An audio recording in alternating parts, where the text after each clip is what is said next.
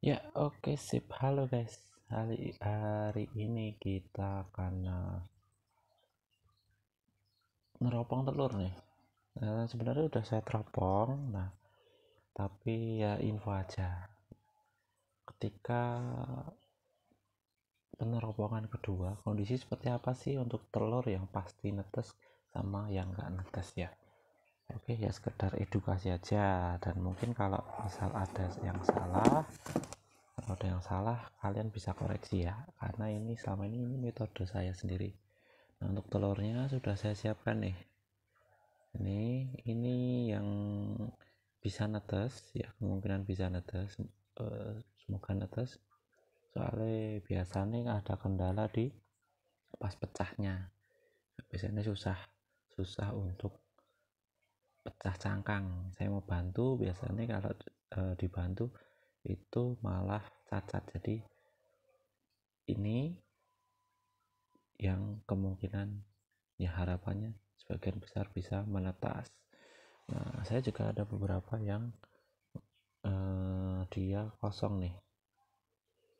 Ini untuk peneropongan kedua, ini dilakukan biasanya kalau saya usia 13 atau 14 hari, 2 minggu ya, sekitar itu.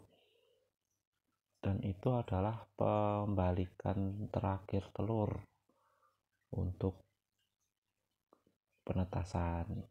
Biasanya kalau setelah 2 minggu atau 14 hari itu sudah tidak saya putar-putar lagi karena embrionya sudah memposisikan diri untuk menetas ya. Jadi nanti biasanya menetas di umur 16 atau 17 hari setelah menggunakan mesin tetas. Ya, kalau untuk suhu sendiri saya biasanya pakai suhu 37 derajat sampai 38,5, dan itu memang cukup berhasil. Tapi eh,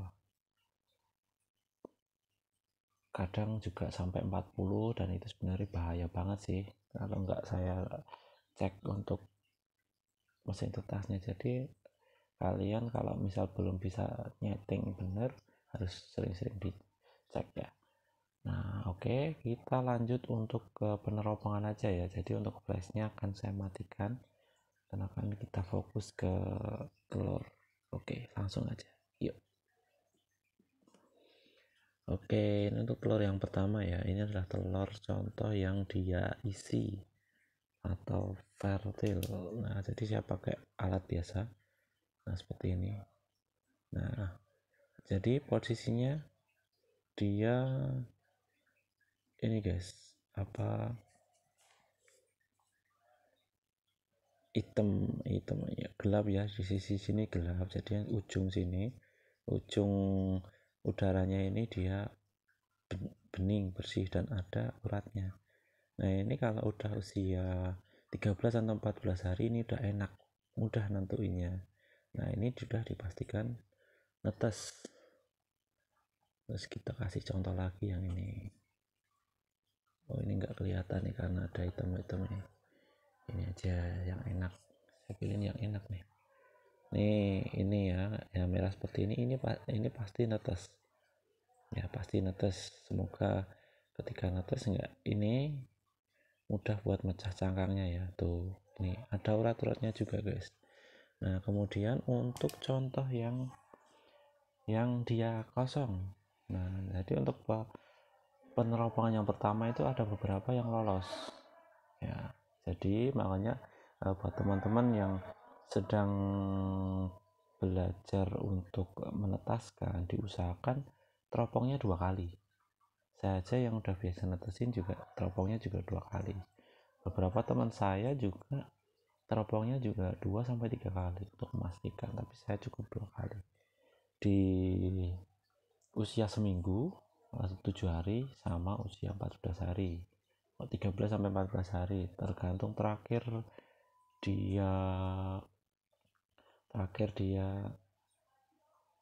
diputar. Nah, ini contoh untuk yang dia kemungkinan ya memang dia kosong atau infertil. Nah, ini guys, kelihatan nggak tuh? Jadi kurang lebih seperti ini ya. nih ini jadi ini kosong, jadi mau diputer-puter kemanapun ini udara cahayanya bisa masuk. Nih ini yang bagian gelap ini bukan bukan bukan embrio ya, tapi ini kuning ketelur. Nah kalau usia 14 hari 13-14 hari ini harusnya gelap yang sisi sini nih, nih nih sisi sini. Nah yang ada saya ini harusnya ini gelap, harusnya full kecuali bagian udara sini, tapi ini enggak. Nah ini dipastikan infertil. Coba kita kasih contoh telur yang lain. Nih ini juga infertil guys, tuh udaranya bisa masuk dan isi telur dia nggak gelap ya. Nah jadi mudah aja guys sebenarnya untuk nerapong ini, terutama untuk telur usia 14 hari penetasan anggap aja ya. Nah gitu, jadi ini terserah kalian mau dimasak atau dibuang atau dikasih makan ikan atau apa, terserah monggo, cuman ini dijamin nggak netes. Nah kemarin dari yang saya netesin 36 ya, dari 36 untuk peneropongan pertama dia 06 atau infertil 6, dan untuk peneropongan kedua jadi ada 3. Nah 3 gini ya, ya jadi di total berarti yang kosong yang infertil adalah 9 biji, dan yang ini yang fertil ada 27 biji ya, 27 butir. Nah ini nanti kita masukkan ke mesin tetas, tetap dijaga untuk kelembabannya yang penting kalian kasih air di bawahnya ya, jangan sampai kering, kasihan kalau kering, agar tidak banyak yang reject istilahnya gitu. Jadi kalau kalian mau netesin, tidak semua telur bisa untuk ditetaskan, tidak semua telur fertil ya, walaupun kita punya indukan yang fertil semua, yang indukan yang dikawini jantan semua, ada 1-2 yang pasti infertil.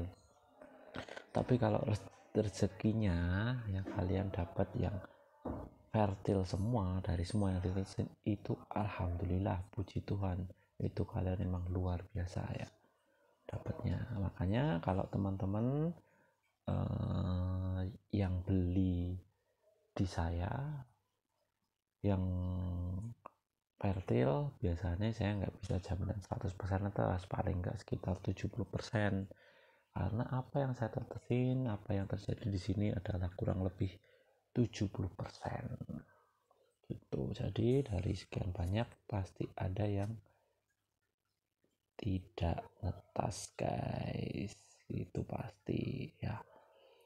Dan dari yang fertil pun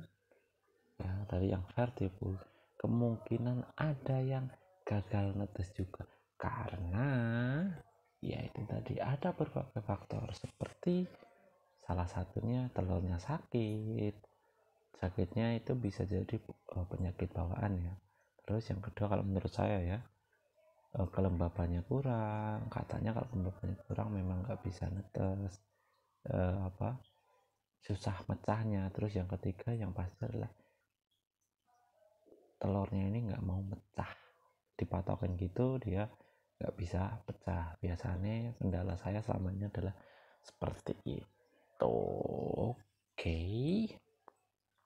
ya, mungkin itu aja guys untuk konten kali ini tentang perpuyuhan, karena sudah lama kita nggak upload tentang perpuyuhan. Semoga konten ini bermanfaat buat kalian. Maaf apabila ada kata-kata yang kurang berkenan dan mungkin gak enak di hati, silahkan koreksi jika saya ada salah, atau mungkin ada masukan, atau mungkin ada yang mau ditanyakan tentang puyuh ya, tentang puyuh. Soal konten ini kan sedang bahas puyuh, nah jadi tanyain aja.